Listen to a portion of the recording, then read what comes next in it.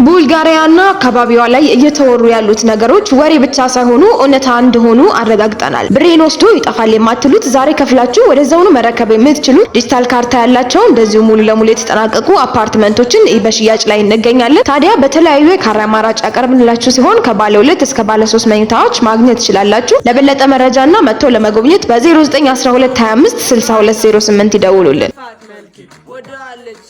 ስትሰማ ታሪክ ፍቅሬን ከወደድሽ ሌላ አታስቢ ስተት ብለሽ ግቢ ልቀበልሽ እንኳን ደህና መጣሽ ለክብርሽ ይነዘብ ቀዩ ምንጣፍ ጫፍ እስከ ጫፍ እስከ ቤትሽ ደጃፍ